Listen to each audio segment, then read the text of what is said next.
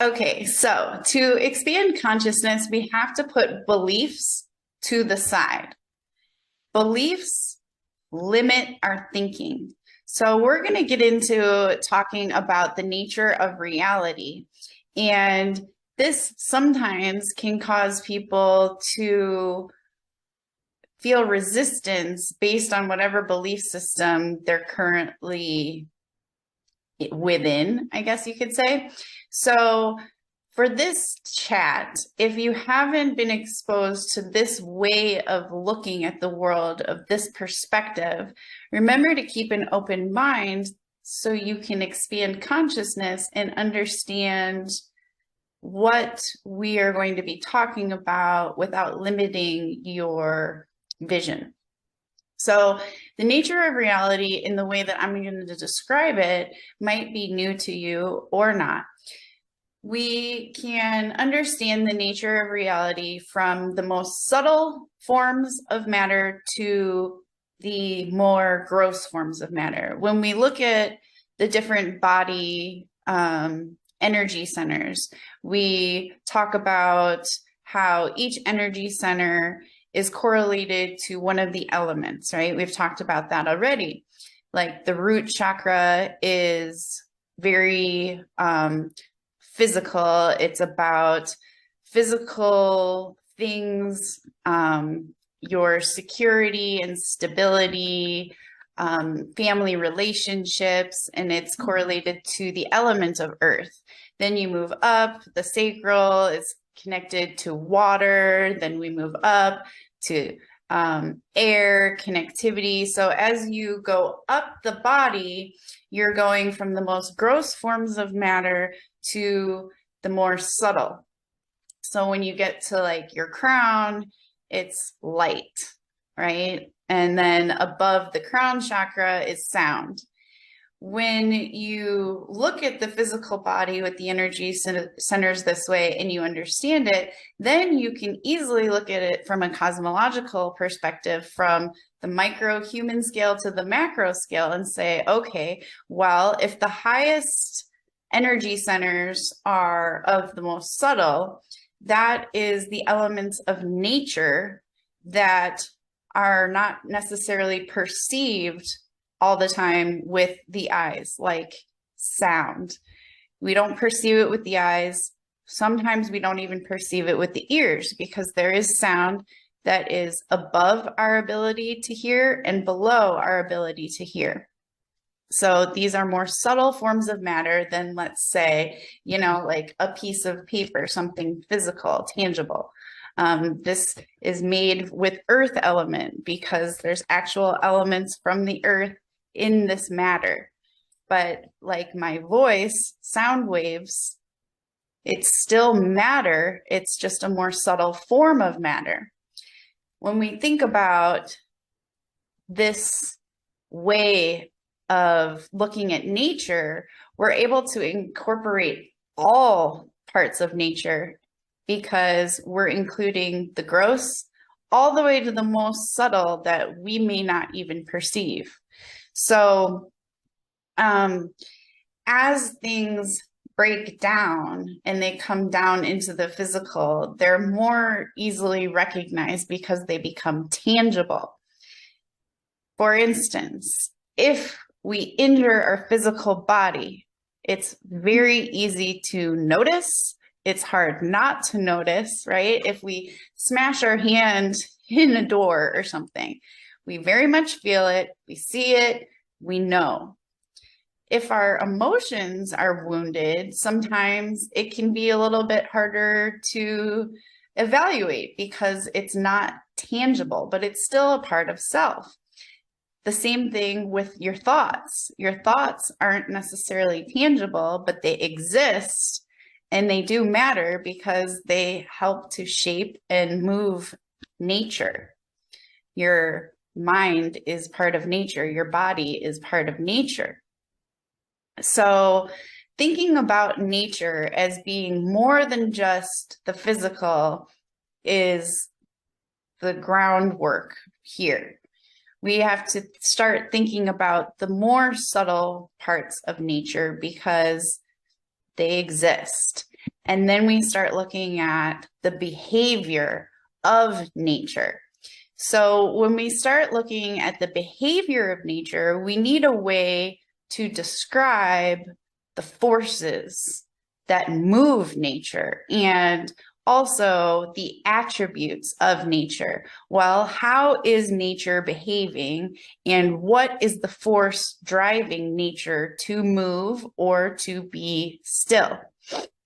So the attributes of nature that we use to describe how nature is behaving, they're called gunas. So there's 3 gunas, and they are considered to be qualities of nature. So it's how we describe. We have tamas, it's the power of darkness, inertia, and material things. It's of the lower. So like Earth is a tamasic place because it's very much focused on gross matter. As consciousness expands throughout humanity, we're becoming more conscious of the subtle. And over time, perhaps Earth won't always be considered, tamasic, but it is a place of physical matter. It is a plane of physicality. Then we have rajas, which is the power of energy, action, change, movement. It's like the attribute of nature when things are in motion and moving, bringing to fruition things that have potential, right? So if you have an idea and then you take action on the idea using, the rajasic energy to shift, take action, make change happen, and move, then you're moving things and you're creating what potential was out there. You're bringing that potential into reality through the use of nature in a rajasic state of being. So you become rajasic. The work you're doing is moving, transforming, changing things. Then we have sattva, which is the power of harmony. It is the balance between rajasic and tamasic. So it's considered to be the most superior attribute of nature because it's totally in harmony and in balance. It's in flow. This is oftentimes referred back to like the spiritual way of life and spiritual being, because you're not forcing, you're just flowing as a part of nature, understanding how nature moves, what nature consists of, and you're just like part of it, flowing with it. So I've described nature as the always changing finite manifestation of the infinite, which lies within, not separate from the infinite that is unchanged and unmoving. So if you imagine a piece of paper that goes on, extends in all directions to infinity, it's an infinite piece of paper. And that is the infinite reality. And you draw a circle on that piece of paper. That finite circle, that finite section of the infinite is the manifested reality. It's what we're capable of perceiving with our sense organs.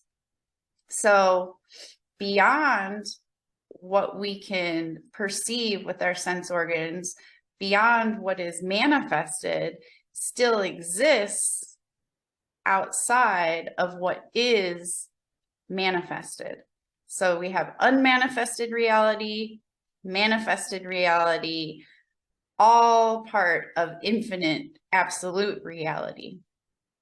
And getting back into the gunas and the attributes of nature, we can also look at these gunas as being different forms of light, because with how depending on your belief system, right, with creation, we can look at creation from a yogic, semi-scientific point of view and understand that everything's vibrating, everything's moving. So if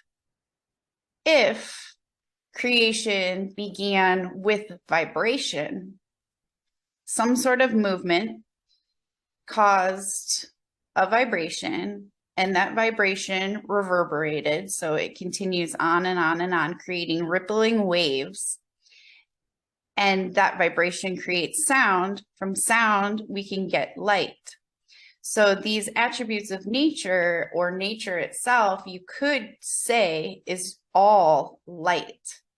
And these are ways of looking at light and how they function differently. So tamas is the form of light that would be considered the fire hidden in the darkness, because tamas is darkness, destruction. It is it's inertia, and it's also chaotic. So it's a very interesting attribute of nature, of how nature functions. It supplies us with the ability to finish or complete what was generated from sattva or rajas. In the context of the universe, tamas stands for destruction. While some may see tamas as a negative guna, it really can't be judged negative or positive because it's part of the harmonious balance. Without it, we wouldn't have balance. In Ayurveda, the philosophy says that tamas has its own role in the scheme of things. It weans us from the old and the lifeless. It urges us to move on and invest in things which are still alive.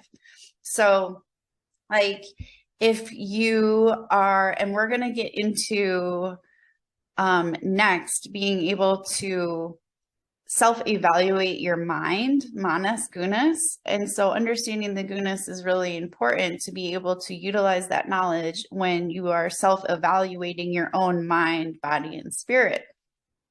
Tamas can look like depression in people sometimes, or it can look like a destructive phase.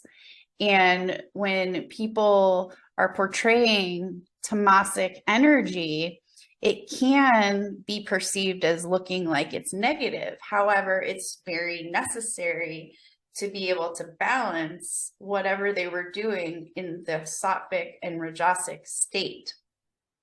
So it can be destroying a project that wasn't working out, ending relationships that didn't work out. So it can be very chaotic, or it can look like depression.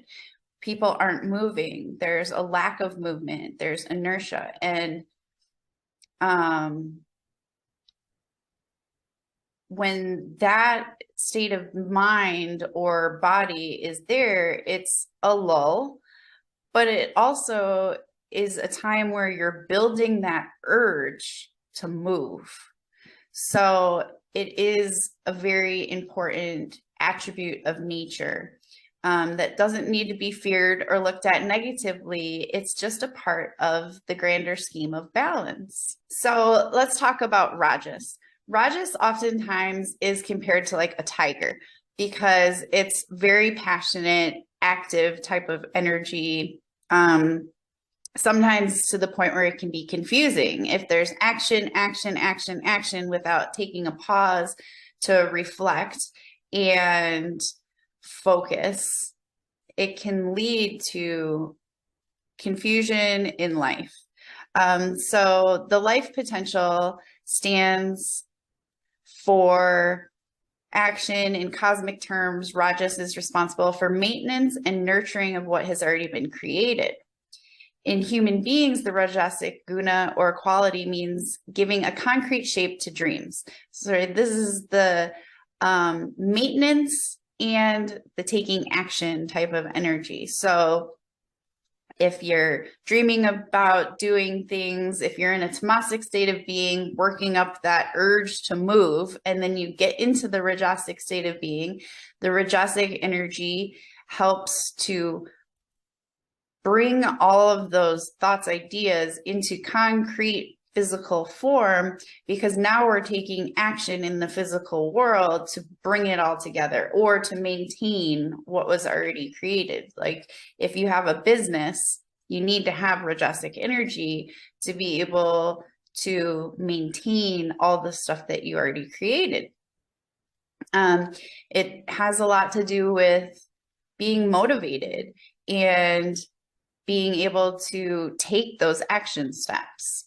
An excess of rajas can lead to an unsettled or perpetually restless mind.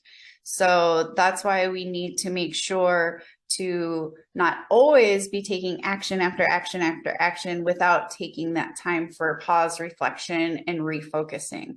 There's a time and a place for all of these different attributes of nature to flow harmoniously together for us to be able to flow successfully through our life. When we get to sattva, it is the form of light as pure illumination. So it is characterized as goodness, constructive, harmonious type of energy.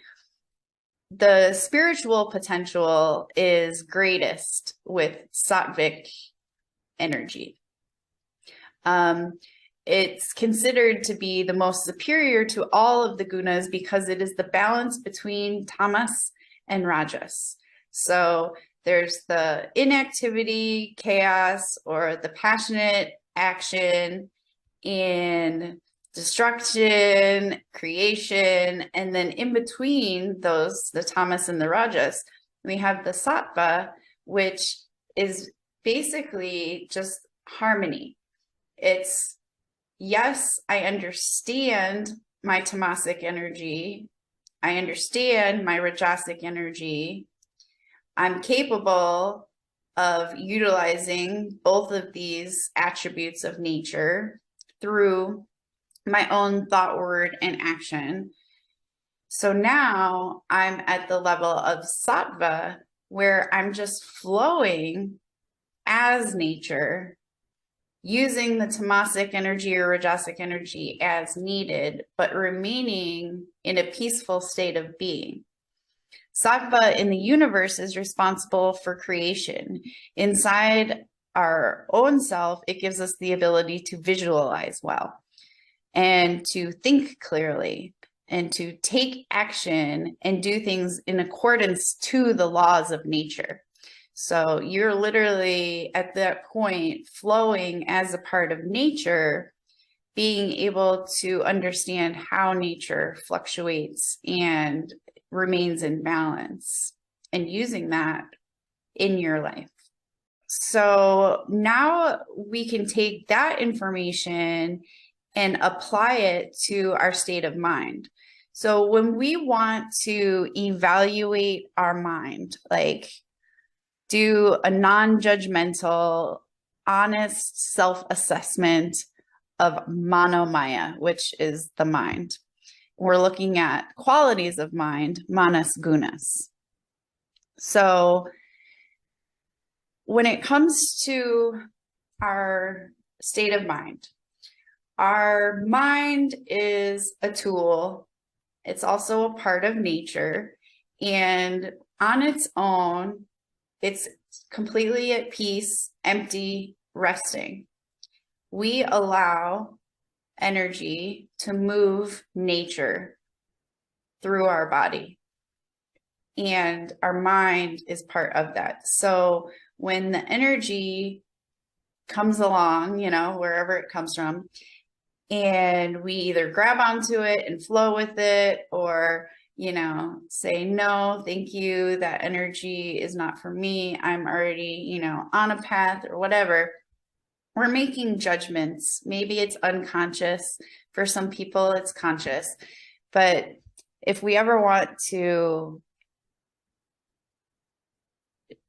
analyze our own mind to be able to enhance our abilities in life, we can try to determine, is our state of mind in a tamasic state, a rajasic state, or a sattvic state? And then we can help guide our mind where it needs to be if it's not where you want it to be. So a tamasic state of mind is considered one that is losing their way. They can be very ignorant and physically oriented in life. So they're only seeing the physicality of life and not more than that. Maybe ignoring their emotions, not feeling life, either blocking it out because of trauma, or blocking it out because of anxiety and stress, blocking it out because of just whatever choice that they've made for whatever reason. People with a tamasic state of mind can have psychological or energetic blockages. They can have stagnant or repressed emotions. They can have a trouble identifying their own problems. They don't seek proper treatment. They have poor hygiene or self-care. They accept fate, and they allow others and negative things to dominate their life. So they're not taking responsibility for their own life. The type of energy that is present with people in a tamasic state of mind is very defeatist. It's like, well, woe is me. Every time I do something, this is how it turns out, you know, kind of like Eeyore type of mentality, or just not motivated. We'll just leave it at that. It's just not motivated, self-destructive ways of thinking. The state of mind is not helping them move forward in life. So that's why when we talked about attributes of nature, sometimes people perceive the tamasic guna as being negative because of how it displays itself in human beings. In the human system, tamas is not a place that you want to stay for a long time. It may be needed for a certain time, and we observe and we accept, and then we take steps to change it. That's the really important thing about a tamasic state of mind. It's realizing it's okay to be not okay, but not for very long. You know, that saying, it's okay to be not okay, or whatever people say, I don't subscribe to that. I think that it's a defeatist mentality. I think it sets people up to continue on their cycle of self-destruction. So when somebody is in tamas, in their state of mind, they need to break it up. They need to start developing, by taking conscious action, developing rajas, developing some sort of movement. And they need to move that mental inertia to self-motivated action. They need to work through the qualities of being sedated and living their life asleep. So the different ways that we can do this it depends on the person, but most likely physical movement, exercise, getting outside in nature, listening to some inspiration or motivational people, being around spiritual people, high vibrational people, helps change and shift that mental inertia into something like, oh, hey, I can move. I see other people moving. Other people are giving advice. All I need to do is take that initial step and get the ball rolling and start that movement. Then we move into a more rajasic state of mind, like, oh, now I'm starting to have ideas. Oh, life doesn't have to constantly be this way. I don't have to continue on this cycle of negativity and destructive thinking. So we're moving into rajas, which can lead to running in place. However, at least we're moving now, right? So when we get into a rajasic state of mind, it's all about vitality and self-expression. It's great energy, but it can burn out fast. So it can be explosive, like inspirational type of energy that burns out fast if people do not come up with a strategic plan to be able to be consistent over a long period of time. So excessive activity leads to burnout. So we have to be careful when we get into rajas in the mind or in the body, because we tend to keep running until we burn ourselves out into a point of emotional, mental fatigue, exhaustion, physical exhaustion, right? We see people doing this a lot. It's like, oh, I feel so good. I can just keep going and going and going. It's like, yeah, but let's be conscious of the pattern of nature and recognize that if you run in place in rajas for a long time, you will most likely burn out and fall into tamas, which is going backwards then.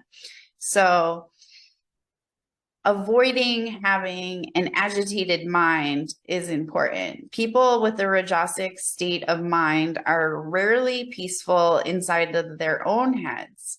They have strong opinions and they're power seekers. They're often very thirsty and power hungry. They can be impatient and inconsistent with dealing with problems and have a tendency to blame others. It's because they're moving so much, so fast all the time. It's like, okay, tiger, slow it down a little bit and gain some longevity. So when we're trying to move up from a rajasic state of mind, we're trying to calm rajas. So when we were in inertia, we break up the inertia by developing movement through rajas. Once we get into rajas, we don't want to stay there for too long either, because we don't want to burn ourselves out. So once we're there, we try to calm rajas by developing a more sattvic state of mind. So we move from self-motivated action, like I can do this for me, ego. It's very ego related with rajas. I can do this for me. I can climb out of the hole that I fell into or whatever, right? We're trying to move out of that, calm it down a little bit and be like, okay, yeah, I can do this for me, but what can I do for others? That's when we start getting into a sattvic state of mind. We work through the qualities of stimulation, energizate, oh my gosh, high energy and agitation by starting to think of a broader perspective. How can I be of selfless service to others? I have such an abundance of energy for myself, so much self-motivated action. I am on top of my game. Let's calm that a bit by opening our perspective and seeing, oh my gosh, there's a whole world of people that I could give to with selfless service. So we move into sattva, which is about moving forward. It's about peace, enlightenment. It's a harmonious and adaptable way about nature. The attribute of nature with sattva being presented in a human being through their state of mind is a person who is a very high, like good health. Their immune system is great. Their energy is good. They are highly functional and they're flowing through life with a peaceful and enlightened viewpoint where they're here to be able to help give back. When we are in sattva, we want to start moving from selfless service to meditation as far as an individual personal practice. So we work through the qualities of love, peace, and nonviolence.